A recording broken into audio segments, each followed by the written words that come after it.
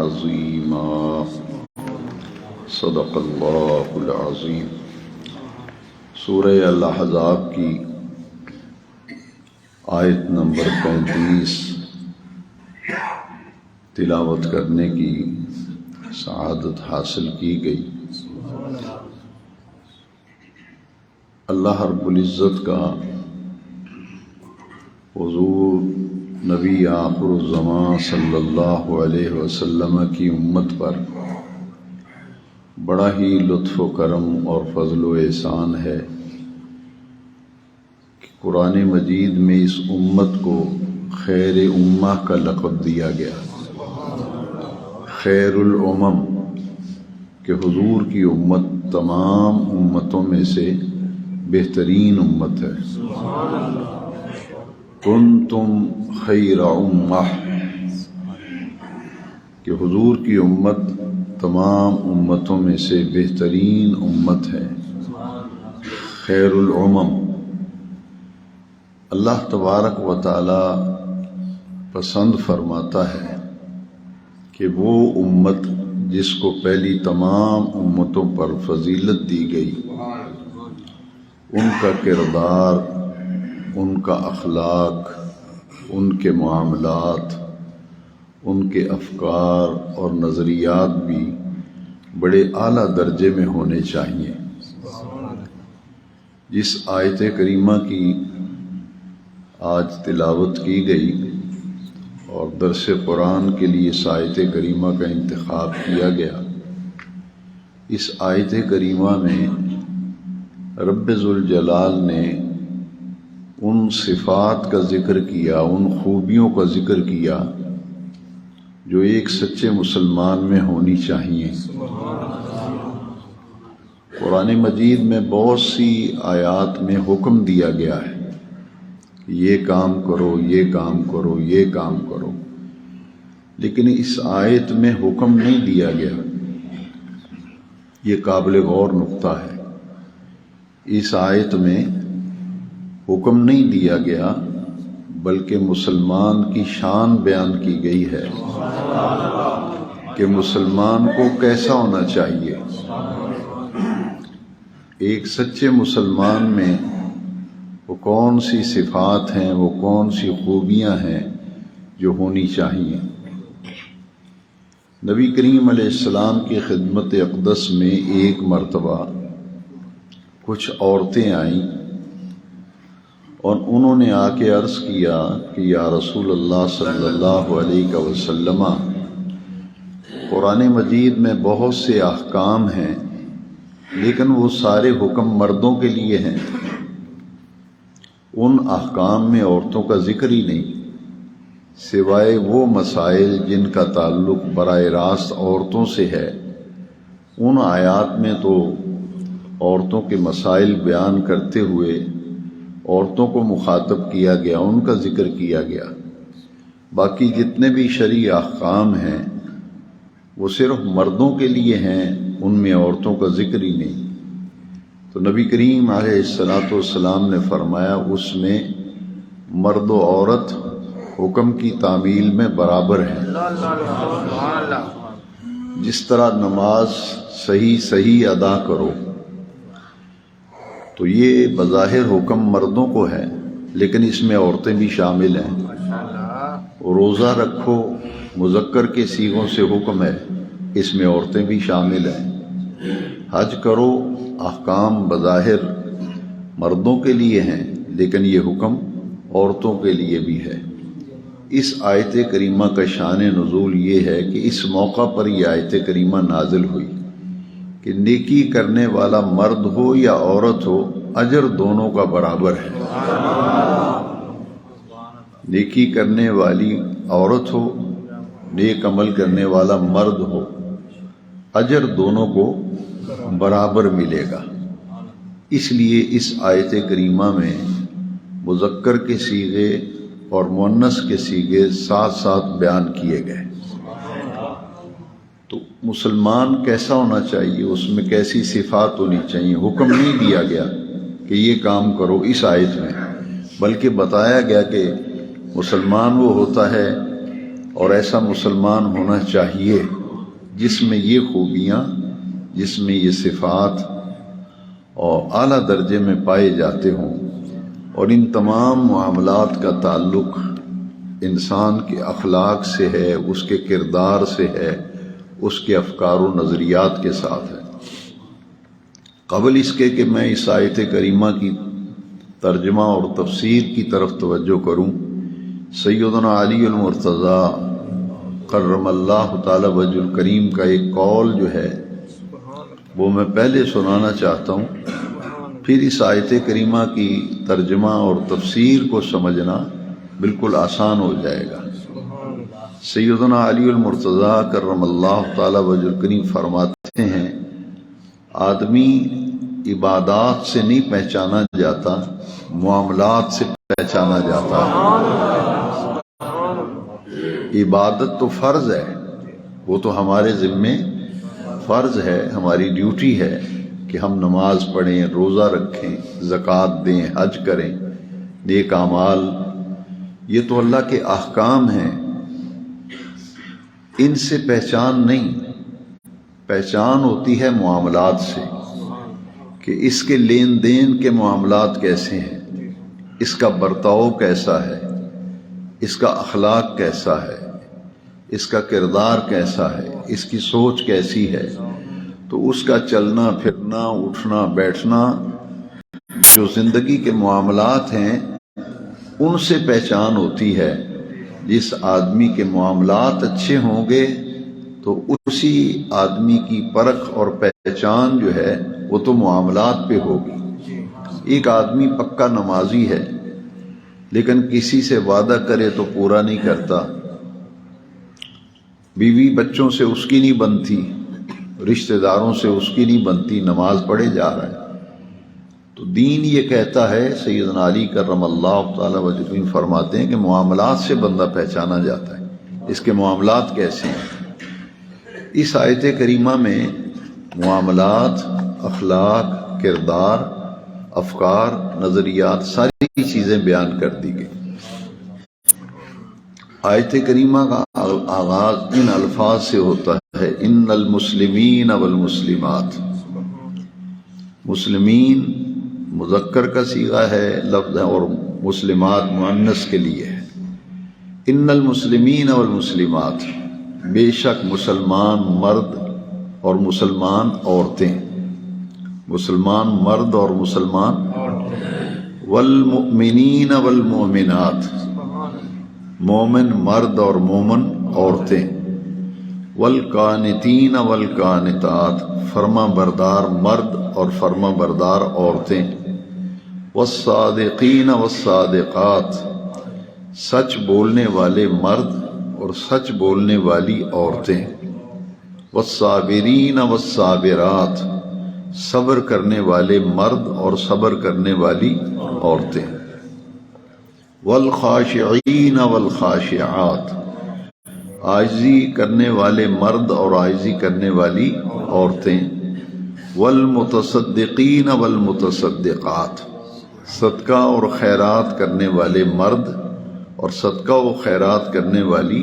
عورتیں، والصائمین والصائمات، روزہ رکھنے والے مرد اور روزہ رکھنے والی عورتیں، والحافظین فروجہم والحافظات، اور اپنی عصمتوں کی حفاظت کرنے والے مرد اور اپنی عصمتوں کی حفاظت کرنے والی عورتیں، والذاکرین اللہ کثیرا والذاکرات، اور کثرت سے اللہ کو یاد کرنے والے مرد اور کثرت سے اللہ کو یاد کرنے والی عورتیں۔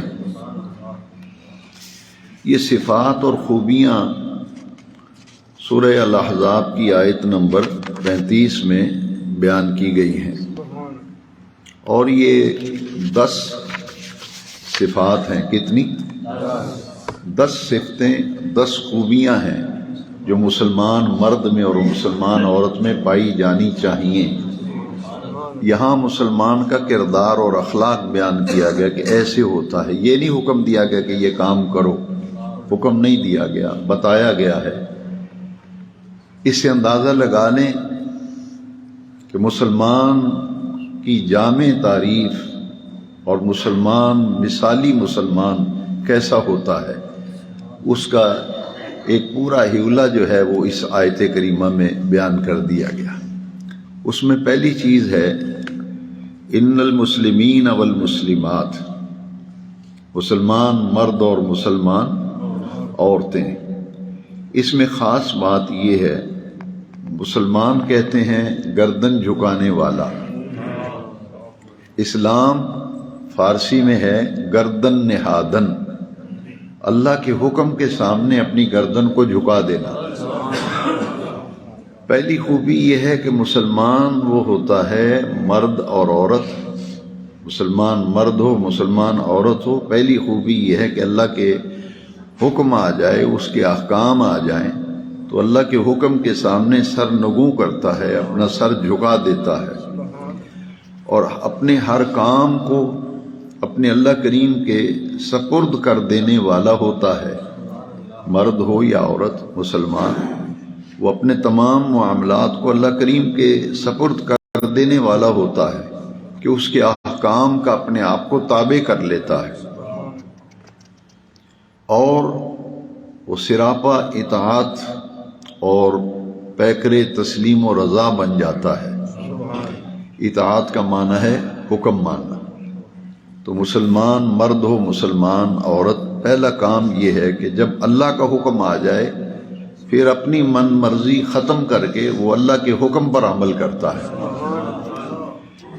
دوسری خوبی ہے والمومنین والمومنات،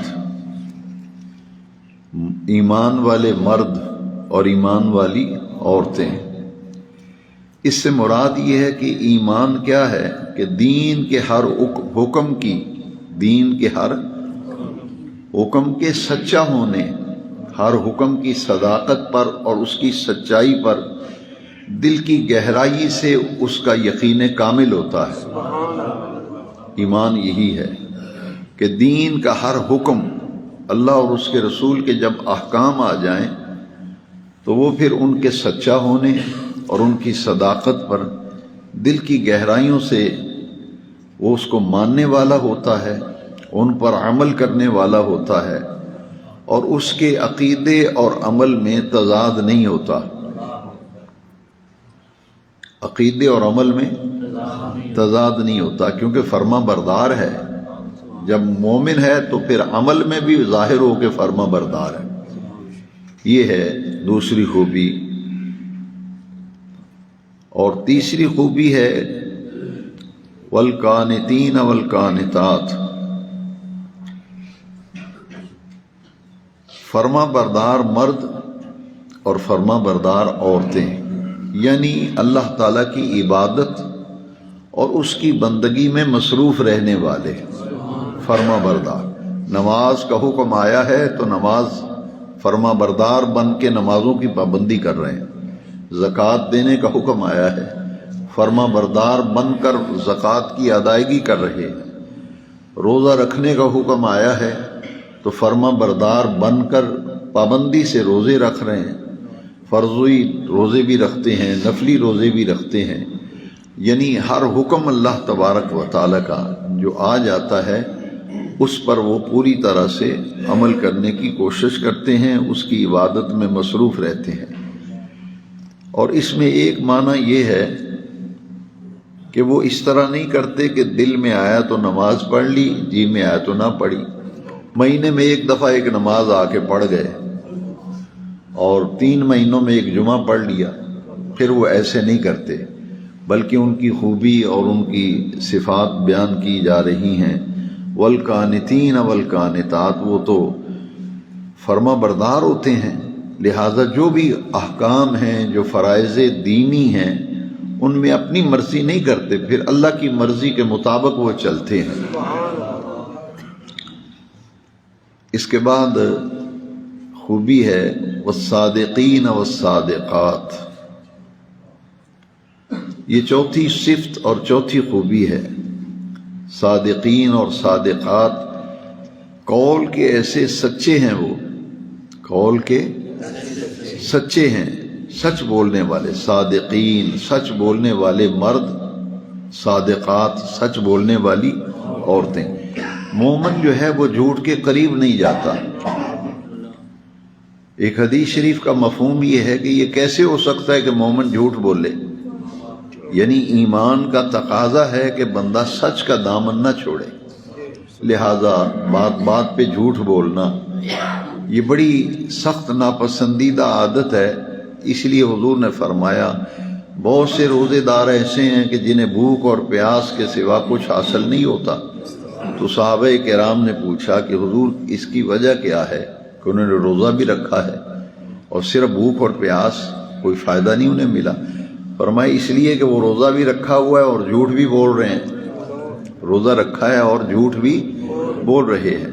لہذا مومن کا کردار، مومن کا اخلاق اور اس کی زندگی کا نمایاں پہلو یہ ہونا چاہیے کہ وہ جھوٹ کے قریب تک نہ جائے، وہ مرد ہو یا عورت ہو، دونوں کی صفات بیان کی جا رہی ہیں۔ والصادقین والصادقات، وہ صادقین اور صادقات، سچ بولنے والے مرد، سچ بولنے والی عورتیں، اس میں دو معنی پائے جاتے ہیں۔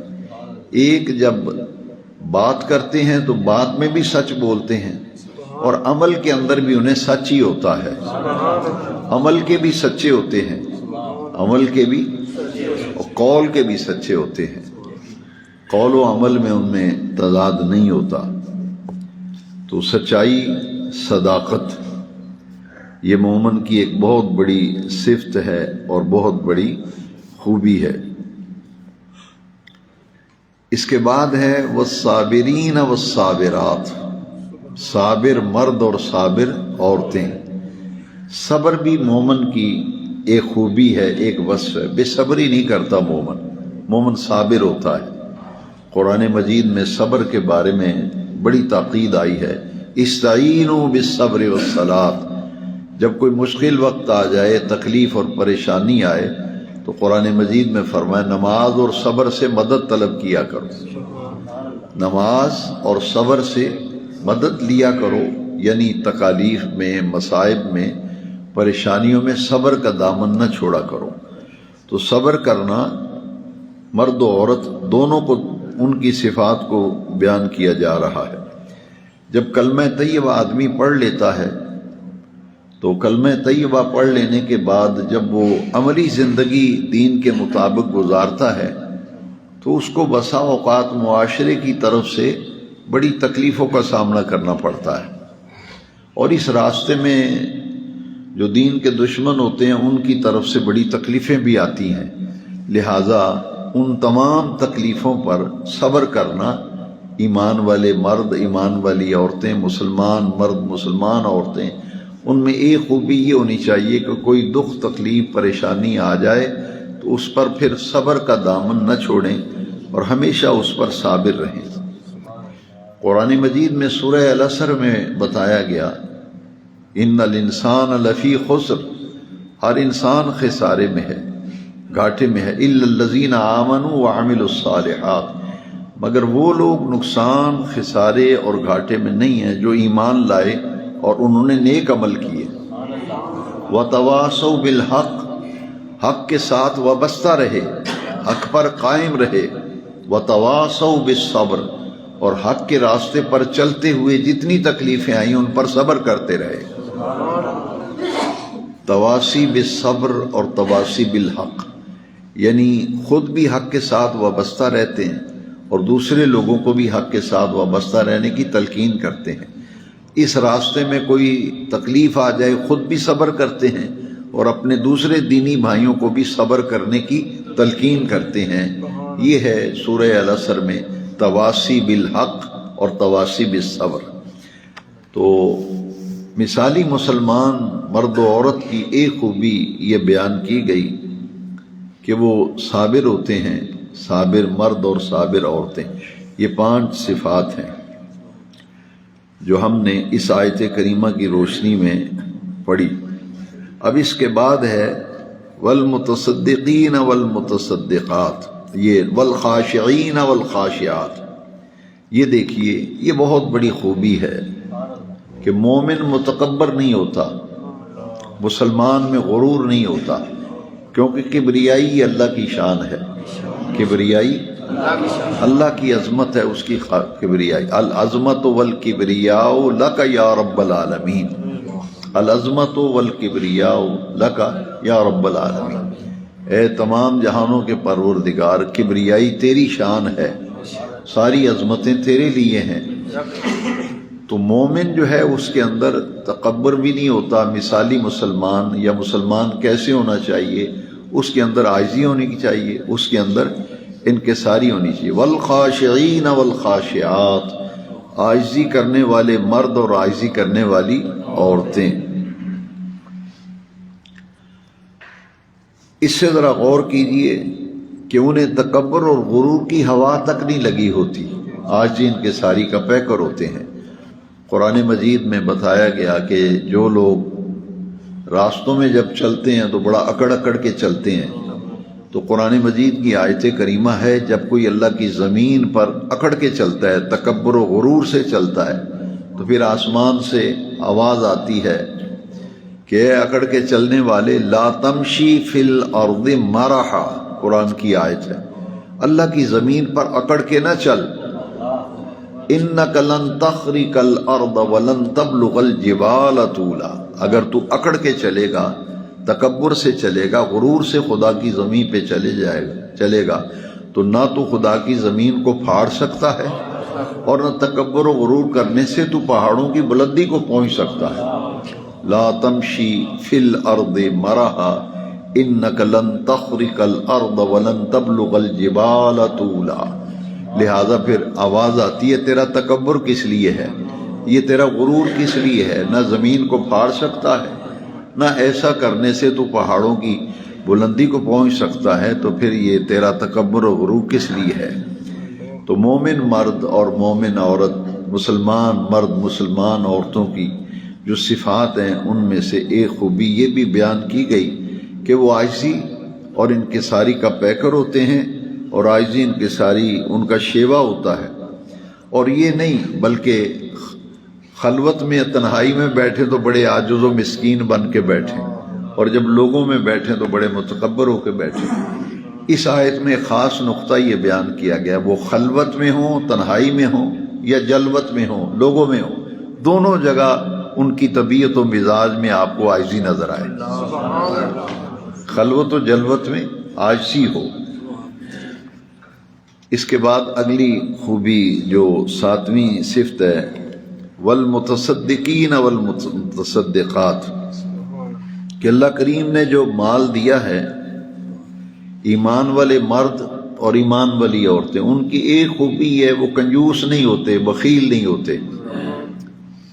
مومن بخیل نہیں ہوتا اور مومن کنجوس بھی نہیں ہوتا، مومن فراخ دل ہوتا ہے، اور اللہ تعالیٰ کا دیا ہوا مال جو ہے وہ اس کے راستے میں خرچ کرتا ہے، وہ مرد ہو یا عورت، وہ دونوں اللہ کے راستے میں خرچ کرنے والے ہوتے ہیں۔ والمتصدقین والمتصدقات، صدقہ و خیرات کرنے والے مرد اور صدقہ خیرات کرنے والی عورتیں۔ ایک تو یہ ہے کہ وہ اپنا مال خرچ کرتے رہتے ہیں، ضرورت مندوں پہ، ضرورت مندوں کی ضرورتوں کو پورا کرتے ہیں، جہاں ضرورت پڑے وہاں خرچ کرتے ہیں۔ اور ایک اس کا یہ معنی ہے کہ وہ اپنے اموال کی زکوٰۃ دینے کے پابند ہوتے ہیں، زکوٰۃ دینے کے پابند ہوتے ہیں، پابندی سے زکوٰۃ ادا کرتے ہیں، اور صدقہ و خیرات دینے میں کبھی انہوں نے کنجوسی نہیں کی، کبھی بخل سے کام نہیں لیا، بلکہ فراخی سے اللہ تعالیٰ کا عطا کیا ہوا مال اس کے راستے پہ خرچ کرنا اپنے لیے سعادت سمجھتے ہیں۔ اور سعادت اس لیے سمجھتے ہیں کہ یہ تو اللہ تعالیٰ کا دیا ہوا مال ہے، تو اسی کے راستے پہ جا رہا ہے، اس لیے مال خرچ کرنے کو اپنے لیے وہ سعادت سمجھتے ہیں۔ وہ سمجھتے ہیں کہ جب مر جائیں گے تو یہی مال جو ہے دنیا میں چھوڑ جانا ہے، تو جو اللہ کے راستے میں خرچ کریں گے وہی آخرت میں کام آئے گا، وہی آخرت میں کام آئے گا، اس لیے وہ صدقہ و خیرات کرنے والے ہوتے ہیں۔ اب 8ویں خوبی یہ ہے، والصائمین والصائمات، روزے دار مرد، روزے دار عورتیں۔ میں نے پہلے ابتدا میں عرض کیا کہ اجر میں برابر ہیں، نماز اگر مرد پڑھے گا جتنا اجر اسی کو ملے گا، اس عورت اگر پڑھے گی اسے بھی اتنا اجر ملے گا۔ روزہ مرد رکھے گا اسے جتنا اجر مل رہا ہے، عورت روزہ رکھے گی اسے بھی اتنا اجر مل رہا ہے۔ نیکی کے اجر میں مرد و عورت برابر ہیں، ان میں کوئی فرق نہیں۔ والصائمین والصائمات میں ایک نقطہ یہ ہے کہ وہ صرف یہ نہیں کہ فرض روزے رکھ لیے اور نفلی روزوں کی طرف ان کی توجہ نہیں ہوتی، چونکہ نبی کریم علیہ السلام رمضان شریف کے روزوں کے علاوہ بھی حضور روزے ہر مہینے میں 3 روزے، چاند کی 13، 14 اور 15، چاند کی 13، 14 اور 15، انہیں ایام 20 کہتے ہیں۔ ایام 20 کے روزے حضور ہر چاند مہینے کی 13، 14 اور 15 کو روزہ رکھا کرتے تھے، یہ نفلی روزہ تھا۔ پھر حضور ہر پیر کے دن، سوموار کے دن حضور ہر پیر کو بھی روزہ رکھا کرتے تھے۔ تو یہ روزہ جو ہے یہ نفلی ہوتا ہے، لہذا والصائمین والصائمات میں یہ ہے کہ مرد روزے دار مرد، روزے دار عورتیں یہ فرض روزے بھی رکھتے ہیں اور نفلی روزوں کی بھی رغبت رکھتے ہیں، جب موقع ملے تو وہ نفلی روزے بھی رکھتے ہیں، ان کے اندر نفلی روزوں کا شوق ہوتا ہے، نفلی روزوں کا شوق ہوتا ہے۔ والحافظین فروجہم والحافظات، وہ اپنی شرم گاہوں کی حفاظت کرتے ہیں، اپنی عصمتوں کی حفاظت کرنے والے مرد اور اپنی عصمتوں کی حفاظت کرنے والی عورتیں۔ یہاں پھر ان دونوں مرد و عورت کو ذکر کیا گیا کہ وہ اپنی پاک دامنی کی جو چادر ہے اس پہ پھر دھبا نہیں لگنے دیتے۔ یہ مومن اور مسلمان کے اندر یہ صفت اور خوبی اعلیٰ درجے میں پائی جاتی۔ والحافظین والحافظات والحافظین فروجہم والحافظات، کہ اپنی شرم گاہوں، اپنی عصمتوں کی حفاظت کرنے والے مرد اور حفاظت کرنے والی عورتیں۔ مسلمان اور مومن کو پاک دامن ہونا چاہیے، اخلاق کے اعتبار سے بڑا اعلیٰ ہونا چاہیے۔ یہاں مفسرین کرام نے ایک نقطہ لکھا ہے کہ اپنی عصمتوں کی حفاظت کرنے والے، وہ کہتے ہیں ماحول جتنا بھی رومان انگیز ماحول ہو جائے، اشتعال انگیز ماحول ہو جائے جو بندے کو برائی پہ اکساتا ہے، تو مسلمان اور مومن کی شان یہ ہے کہ وہ اپنے دامن کو بچا لیتا ہے۔ یہاں حضور کی ایک حدیث شریف ہے، نبی کریم علیہ السلام نے فرمایا کہ وہ اللہ تعالیٰ کو لوگ بڑے پسند ہیں جو اپنی عصمتوں کی حفاظت کرتے ہیں، اور مرد کے اندر یہ خوبی ہونی چاہیے۔ اسی آیت کی تفسیر میں مفسرین کرام نے لکھا ہے کہ کسی مرد کو کوئی عورت اگر بدکاری کی طرف مائل کرنے کی کوشش کرے یا اسے مجبور کر دے، اس کا پیچھا نہ چھوڑے، تو اس کو چاہیے وہ کہے کہ میں اپنے رب سے ڈرتا ہوں، میں اپنے رب سے ڈرتا ہوں، یعنی ہر اعتبار سے وہ اپنی عصمتوں کی حفاظت کرنے والے ہوتے ہیں، وہ مرد ہوں یا عورتیں۔ یہ صفات بیان کرنے کے بعد جو آخری خوبی بیان کی گئی، والذاکرین اللہ کثیرا والذاکرات، یہ 10ویں خوبی دیکھیے کہ جو آخر میں بیان کی گئی ہے، یہ سب سے اہم ہے۔ جو 10 خوبیاں بیان کی گئی ہیں نا، پہلی 9 خوبیاں اور یہ 10ویں، یہ 10ویں خوبی پہلی تمام خوبیوں سے زیادہ اہم ہے۔ مفسرین کرام نے اس کی وضاحت کی ہے، اور یہ جامع صفت ہے، ایک سب صفتوں سے اہم صفت ہے اور بڑی جامع صفت ہے۔ وہ کیا ہے کہ یہ اللہ تعالیٰ کا کثرت کے ساتھ ذکر کرنے والے مرد اور کثرت سے اپنے رب کو یاد کرنے والی عورتیں، اللہ کا ذکر اور اللہ کی یاد۔ اور یہ ہم پچھلے درسوں میں اچھی طرح پڑھ چکے ہیں کئی آیات اور احادیث کی روشنی میں کہ ذکر الہی کی، اللہ کے ذکر کی سب سے اونچے درجے کی جو کیفیت ہے، سب سے اعلیٰ درجے کا ذکر جو ہے وہ 5 وقت کی نماز پابندی سے پڑھنا ہے۔ اس سے بڑا کوئی ذکر نہیں، اس سے بڑا کوئی فرض نہیں، اس سے بڑی کوئی ذمہ داری نہیں۔ لیکن ہمیں اپنی نمازوں کی طرف متوجہ ہونا چاہیے، کیونکہ یہ جامع صفت ہے اور سب سے اہم صفت ہے ان 10 صفات میں سے، کہ وہ اپنے اللہ کا ذکر کرتے ہیں کثرت کے ساتھ، مرد بھی اور عورتیں بھی۔ تو ذکر الہی کی افضل ترین صورت جو ہے وہ کیا ہے؟ نماز ہے۔ وہ اللہ کی یاد میں ہمیشہ محو رہتے ہیں۔ مفسرین کرام نے فرمایا کہ جو اللہ کے ذکر، اس کی عبادت، نماز کا ذوق، نماز کا شوق، اسے مدم نہیں ہونے دیتے۔ یہ خاص نقطہ سمجھیں ذرا، اس شوق کو، اس جذبے کو وہ مدم نہیں ہونے دیتے، بلکہ تر و تازہ رکھتے ہیں۔ ذکر الہی کی جو لذت ہے، ذکر الہی کا جو مزہ ہے، جو کیف ہے، وہ اسے مدم نہیں ہونے دیتے، بلکہ کوشش کرتے ہیں یہ شمع اور فروزہ ہو، یہ اور فروز ہو۔ ڈاکٹر اقبال نے ایسے ہی لوگوں کے متعلق کہا ہے، دو عالم سے کرتی ہے بے گانہ دل کو، دو عالم سے کرتی ہے بے گانہ دل کو، عجب شے ہے لذت آشنائی۔ اب جس کو چس پڑ جائے اور مزہ اور عادت پڑ جائے تو یہ کیا ہے؟ اقبال یہ کہتے ہیں کہ اللہ کے ذکر اور عبادت کا ایک دفعہ مزہ چکھ کے تو دیکھو۔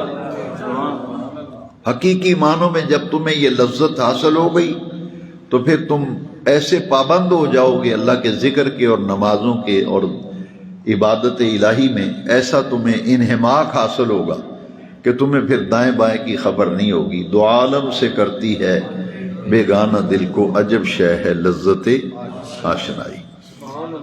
وہ شوق جو عبادت کا شوق ہے، ذکر کا، اسے مدم نہیں ہونے دیتے۔ سوتے جاگتے، اٹھتے بیٹھتے، ہر وقت، بلکہ لین دین کے معاملے میں کسی سے لین دین کر رہے ہیں، کاروبار کر رہے ہیں، تجارت کر رہے ہیں، اٹھ رہے ہیں، سونے لگے ہیں، جاگ رہے ہیں، تو اللہ کے ذکر سے وہ غافل نہیں ہوتے، اللہ کے ذکر سے وہ غافل۔ دیکھیے نا، اسی لیے تو حدیث شریف میں دعا ہے کہ مومن اللہ کا ذکر کثرت سے ذکر کرنے والا، کثرت سے اپنے رب کا ذکر کرنا۔ اسی لیے حدیث شریف میں جب آدمی نیند سے بیدار ہو تو پڑھے الحمدللہ الذی احیانی بعد ما اماتنی والیہ النشور، اس اللہ کا شکر ہے جس نے مجھے نیند کے بعد پھر دوبارہ زندگی بخشی اور میں بیدار ہوا۔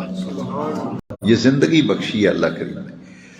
اور جب سونے لگے تو پھر پڑھے کہ یا اللہ میں باسمک احیا و اموت، تیرے ہی پاک نام سے سو رہا ہوں، تیرے ہی پاک نام کی برکت سے اٹھوں گا۔ سوتے جاگتے اٹھتے بیٹھتے اللہ کا ذکر کرتا ہے۔ جیسے سواری پہ آپ موٹر سائیکل پہ بیٹھنے لگے ہیں، کار میں بیٹھنے لگے ہیں، کسی بھی سواری پہ، جہاز پہ، بس پہ، تو مسلمان کی یہ شان ہے۔ حدیث شریف میں جب پڑھے بیٹھ جائے گا تو سوار ہونے لگے گا، پڑھے گا بسم اللہ، اللہ کے نام سے شروع کر رہا ہوں سفر، اور جب سیٹ کے اوپر بیٹھ جائے گا تو پڑھے گا الحمدللہ۔ کثرت سے اللہ کو ذکر کرنا، یعنی کسی لمحے بھی اللہ کی یاد ذکر سے غافل نہیں ہوتا۔ بسم اللہ پڑھنے پہ کتنا وقت لگا ہے، سیٹ پہ بیٹھ کے الحمدللہ پڑھنے میں کتنا وقت لگا ہے۔ لہذا مومن کی یہ شان ہے کہ ذکر الہی کی اسے چس پڑ جائے، اس کو ایسا مزہ آئے کہ اللہ کے ذکر کے بغیر اسے سکون ہی حاصل نہ ہو۔ رات کی تراویح میں آیت کریمہ گزری ہے، اس پر میں رات بات نہیں کر سکا، وقت کم ہوتا ہے۔ الا بذکر اللہ تطمئن القلوب، یہ رات کی تراویح میں ہم نے آیت کریمہ کی سماعت کی۔ الا کا معنی ہے خبردار، اللہ کریم فرما رہے ہیں خبردار، آگاہ ہو جاؤ، بذکر اللہ تطمئن القلوب، دل کا چین اور دل کا قرار اللہ کے ذکر میں ہے۔ جو آدمی کہتا ہے جی اللہ کی بڑی خیر ہے، پیسہ بھی کماتے ہیں، مال بھی ہے، سب کچھ ہے، اولاد بھی ہے، گاڑی بھی ہے، ہر نعمت ہے، لیکن سکون نہیں ہے، سکون نہیں ہے، تو قرآن تو یہ کہتا ہے سکون ملے گا اللہ کے ذکر میں۔ جس چیز سے سکون ملتا ہے اس سے ہم کوسوں دور ہیں، تو پھر سکون کیسے ہوگا؟ سکون اللہ کے ذکر میں ملے گا، دل کا چین، دل کا قرار، یہ تو اللہ کے ذکر میں ہے۔ الا بذکر اللہ تطمئن القلوب۔ تو مومن جو ہے وہ چلتے پھرتے، اٹھتے بیٹھتے ذکر کرتا ہے۔ کھانا کھانے لگے تو بسم اللہ، کھا لیا تو الحمدللہ، پوری دعا نہیں تو اتنا تو پڑھیں۔ جب کسی بھی کام کے ابتدا میں جب تسمیت القرآن بسم اللہ پڑھا جائے تو اللہ تعالیٰ کی طرف سے اس کام میں برکت ہو جاتی ہے۔ تو یہ مختصر سے جو اذکار ہیں یہ ہمیں یاد کر لینے چاہیے۔ یہاں کے دفتر میں آپ اپنی سیٹ پہ جا کے بیٹھتے ہیں، وہاں بسم اللہ شریف پڑھ کے کام شروع کریں، تو ہر کام میں جس میں اللہ کریم کا نام لیا جائے اس کام میں برکت جو ہے وہ شامل حال ہو جاتی ہے۔ زندگی کی ہر ضرورت کو، کوئی بھی ہماری زندگی کی ضرورت ہے، اسے ہم جب پورا کرنے لگیں تو ہم اپنے رب کی یاد میں کبھی بھی غفلت نہ کریں، اپنے رب کو یاد کرتے رہیں۔ آج کا درس جو ہے اس سورہ الاحزاب کی آیت نمبر 35 پہ ختم ہو رہا ہے۔ میں چاہتا ہوں کہ درس کے اختتام پر میں ایک حدیث شریف سنا دوں، جس حدیث شریف سے پورا درس سمجھنے میں ذرا آسانی ہو جائے گی۔ جو کچھ ہم نے اس آیت کریمہ میں آج پڑھا ہے، تعلیم حاصل کی ہے قرآن شریف کی، اس کو سمجھنے میں یہ حدیث بڑی معاون ہے۔ حضرت امام مالک رحمۃ اللہ علیہ فرماتے ہیں کہ نبی کریم علیہ السلام کا یہ ارشاد مبارک مجھ تک پہنچا ہے۔ حضرت امام مالک فرماتے ہیں کہ راویوں کے ذریعے یہ حضور کی حدیث، یہ نبی پاک کا فرمان، یہ حضور کا ارشاد مجھ تک پہنچا ہے، مجھے پہنچا ہے کہ نبی کریم علیہ السلام نے فرمایا، غافل لوگوں میں اللہ تعالیٰ کو یاد کرنے والا ایسے ہے جس طرح میدان جنگ سے بھاگنے والوں میں مجاہد ہوا کرتا ہے۔ میدان جنگ ہے نا، کفر اور اسلام کا مارکا ہو رہا ہے، اور ایک شخص جو ہے وہ بھاگ رہا ہے، ایک جو ہے وہ جم کے ڈٹ کے کھڑا ہو گیا ہے، مجاہد وہ ڈٹا ہوا ہے۔ تو فرمایا بھاگنے والوں میں ذکر کرنے والی کی وہ صورت ہے کہ وہ اپنے مشن پہ قائم ہے، اسے کوئی اس کے قدموں میں لڑکھڑاہٹ نہیں آ رہی، بلکہ استقامت کے ساتھ اسی محاذ پہ ڈٹا ہوا ہے۔ اور نبی کریم علیہ السلام نے فرمایا کہ اللہ تعالیٰ کا ذکر کرنے والا غافل لوگوں میں اس طرح ہے جس طرح ایک درخت خشک ہے اور اس میں ایک ٹہنی سبز نظر آ رہی ہو، پورا درخت سوکھا ہوا ہے لیکن ایک اس کی شاخ اور ٹہنی ہری بھری دکھائی دیتی ہے۔ غافل سارے ایسے ہی ہیں جو ذکر سے محروم ہیں، اور جو ذکر کرنے والا وہ ایسے ہے جیسے سوکھے ہوئے درخت میں ایک ہری بھری ٹہنی ہوتی ہے۔ اور فرمایا غافلوں میں اللہ کا ذکر کرنے والا ایسے ہے، نبی کریم علیہ السلام نے فرمایا، جیسے پورے گھر میں اندھیرا ہو، اندھیرے گھر میں ایک روشن چراغ جیسے ہوتا ہے۔ اندھیرے گھر میں ایک اگر چراغ چل رہا ہے تو غافلوں میں اللہ کا ذکر کرنے والا ایسے ہے جیسے پورے اندھیرے گھر میں ایک دیا چل رہا ہے، روشن ہے۔ یہ ہے اللہ تعالیٰ کے ذکر کی برکت، جو امام مالک فرماتے ہیں کہ مجھ تک یہ حدیث شریف پہنچی ہے۔ اور نبی کریم علیہ السلام نے فرمایا کہ جو غافلوں میں اللہ کا ذکر کرتا ہے، ایک حدیث شریف میں اکثر آپ کو سنایا کرتا ہوں، اس حدیث کے ساتھ وہ بھی میں عرض کرتا ہوں تاکہ مضمون مضبوط ہو جائے گا۔ نبی کریم علیہ السلام نے فرمایا غافلوں میں اللہ کا ذکر کرنے والا ایسے ہے جیسے سوکھی ہوئی گھاس میں ایک ہرا بھرا تنکا ہوتا ہے۔ گھاس کی پوری گٹھڑی باندھی ہوئی ہے، سارا گھاس ہی سوکھا ہے، اور ایک تیلا اور ایک تنکا اس میں آپ کو ہرا نظر آتا ہے۔ تو غافلوں میں اللہ کے ذکر کرنے والا ایسے ہوتا ہے۔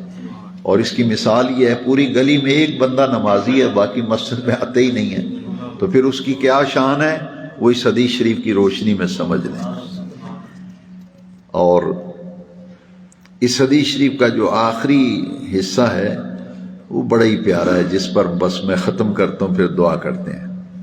جو بندہ کثرت سے اپنے رب کو یاد کرتا ہے، مرد ہو یا عورت، چونکہ اکٹھا ذکر آ رہا ہے، تو اللہ تعالیٰ اس کو زندگی میں ہی جنت میں اس کا جو ٹھہرنے کا مقام ہوگا، جنت میں اس کا جو گھر ہوگا، اس کا جو محل ہوگا، وہ مرنے سے پہلے پہلے اللہ تعالیٰ اس کو دکھا دیتا ہے۔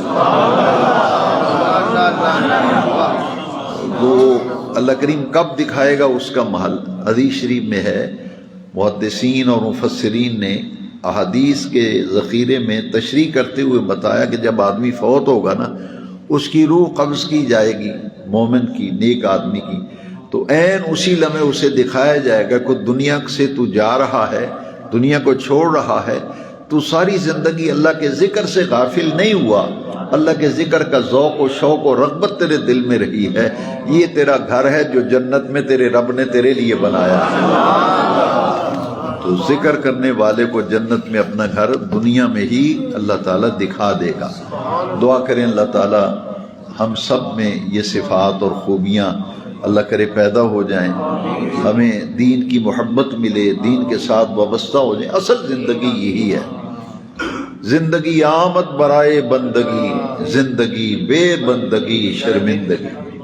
اصل زندگی وہ ہے۔ ایک صحابی کا کتنا پیارا واقعہ ہے، 60 سال کے قریب ان کی عمر تھی، تو صحابہ آپس میں بیٹھے ہوئے تھے، ایک دوسرے سے پوچھ رہے تھے یار تیری کتنی عمر ہے، تیری کتنی عمر ہے؟ تو انہوں نے کہا میری 10 سال عمر ہے۔ کتنی؟ تو صحابہ نے کہا کوئی عجیب بات ہے، آپ مذاق کرتے ہیں ہم سے؟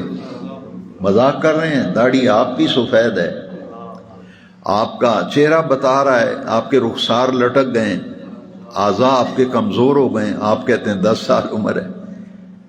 تم تو بہت ایجڈ معلوم ہوتے ہو، زیادہ عمر ہے تمہاری۔ انہوں نے کہا نہیں میری عمر 10 سال ہے۔ انہوں نے کہا نہیں یار مذاق نہ کر ہمارے ساتھ۔ تو صحابی رسول کیا کہتے ہیں؟ کہتے ہیں مذاق نہیں کر رہا، مجھے کلمہ پڑے ہوئے اور حضور کی غلامی میں آئے ہوئے 10 سال ہو گئے ہیں۔ 60 سال میری عمر ہے، 60 سال، 50 سال شرمندگی ہی شرمندگی ہے۔ جو آقا کی غلامی میں زندگی ہے یہ ہے 10 سال کی زندگی۔ میری اصل عمر وہ ہے جو آقا کریم کی غلامی میں گزری۔ اس سے معلوم یہ ہوا خوش نصیب ہیں وہ لوگ جن کو مسجد کی 5 وقت کی حاضری میسر ہے، جن کو روزے رکھنے کی توفیق ہے، قرآن شریف پڑھنے کی توفیق ہے۔ بڑی خوش قسمت لوگ ہیں۔ اللہ تعالی ہمیں انہی میں شامل رکھے، استقامت دے، نفس اور شیطان کے شر سے اللہ ہم سب کو محفوظ رکھے۔ الصلاۃ والسلام علیک یا سیدی یا رسول اللہ وعلی آلک وصحبک یا سیدی یا حبیب اللہ۔ الحمد للہ رب العالمین والصلاۃ والسلام علی امام الانبیاء والمرسلین۔ ربنا آتنا فی الدنیا حسنۃ وفی الآخرۃ حسنۃ وقنا عذاب النار۔ ربنا تقبل منا صلواتنا وصيامنا وقيامنا وتسخرنا وإفطارنا وجميع أعمالنا الصالحة فی شہر رمضان وغیرہ۔ اے رب کریم اپنا فضل اور کرم ہمیں عطا فرما، مولا کریم روزے داروں کے روزے قبول فرما، قرآن پاک کی تلاوت کرنے والوں کا تلاوت کا عمل قبول فرما، تراویح کی ادائیگی اور تراویح میں قرآن مجید کی منزل کی سماعت قبول فرما، ہمارے لیے خیر اور برکت فرما، عزت والی پاکیزہ باوقار روزی عطا فرما، عزت والی باوقار شان والی زندگی عطا فرما، مولا کریم تمام آسمانی زمینی آفات و بلیات سے محفوظ فرما، سب دعا کرنے والوں کی روزی میں، رزق میں، دسترخوان میں وسعت اور برکت عطا فرما، صحت والی، تندرستی والی، شفا والی باوقار زندگی عطا فرما۔ ربنا تقبل دعا وصلی اللہ علی النبی الامین الکریم وعلی آلہ وصحبہ اجمعین برحمتک یا رب۔